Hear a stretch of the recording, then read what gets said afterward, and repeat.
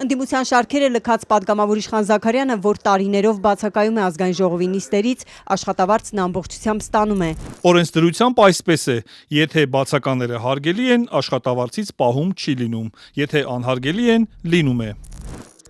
Ավելին վերջին 2 տարիների ընթացքում նիստերից բացակայող պատգամավորը պարգևավճարել է ստանում։ Անցած տարեվերջին նրա հաշվեհամարին էլ են փոխանցել շուրջ 3 միլիոն, ինչպես մյուսներին դիմեցինք ազգային ժողովի աշխատակազմի ղեկավարին։ Դավիթ Առաքելյանը մեր հարցին ուղիղ պատասխանելու փոխարեն մեջբերեց ազգային ժողովի նախագահի կարգադրությունը, ըստ որի բոլոր պատգամավորներն ու աշխատակիցներն են ստացել։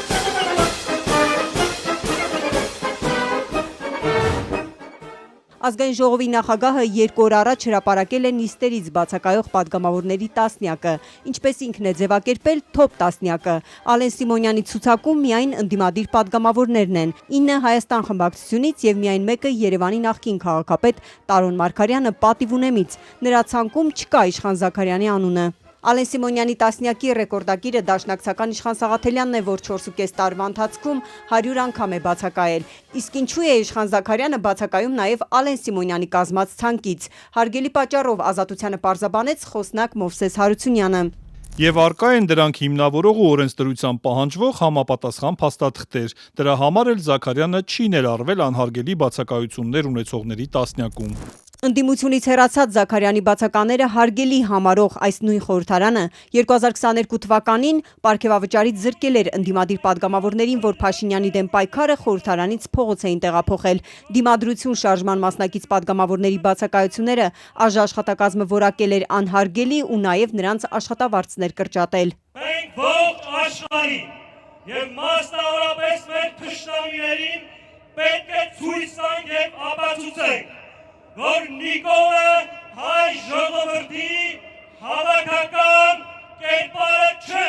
Պատգամավոր Իշխան Զաքարյանը գրություն է ուղղել ԱԺ նախագահին, հայտնելով, որ ինքը դուրս է եկել պատիվ ունեմ խմբակցության կազմից եւ գործելու է որպես անկախ պատգամավոր։ Իշխան Զաքարյանը պատգամավոր է դարձել 3-րդ նախագահ Սերժ Սարգսյանի առաջնորդած դաշինքով։ 6 ամիս անց լքել է ընդդիմադիր պատիվ ունեմ խմբակցությունն ու դարձել անկախ պատգամավոր։ ՔՊԻ-ի հետ նա կողմ քվեարկեց, որ իշխանության թեկնածուն Վահագն Խաչատուրյանը ընտրվի Հայաստանի նախագահ։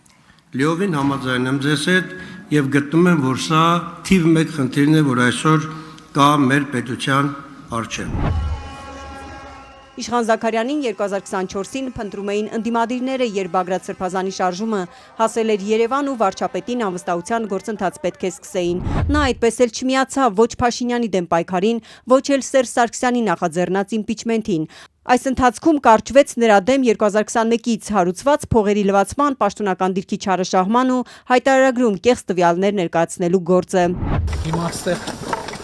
խթանության ժամանակ ինչ արել, բոլոր մարզաձևերը։ Խորհրդարանում չերևացող Զաքարյանը 2 ամիս առաջ երևաց լրատվամիջոցներում վարչապետ Փաշինյանի կողքին։ Նիկոլ Փաշինյանը կառավարության անդամների հետ այցելել էր Ծաղկաձորի սպորտ բազա, որ Զաքարյանի որդունն է։ Մենք ուզում ենք նաև դառնա ոչ միայն խաղերի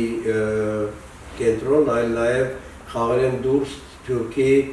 երիտասարդության եւ Սփյուռքի տունը լինի։ Իշխան Զաքարյանը նաև համահայկական խաղերի համաշխարհային կոմիտեի նախագահն է ու այստեղ ակտիվ է։ Օրինակ անցած ապրիլին, երբ ազգային ժողովում նիստեր էին, նա կոմիտեի գործերով Լիբանանում էր։ Իսկ թե ԱԺ-ից բացակայելու համար ինչ փաստաթղթեր է ներկայացրել, որ համարել են հարգելի, աշխատակազմից ուղիղ չեն պատասխանում։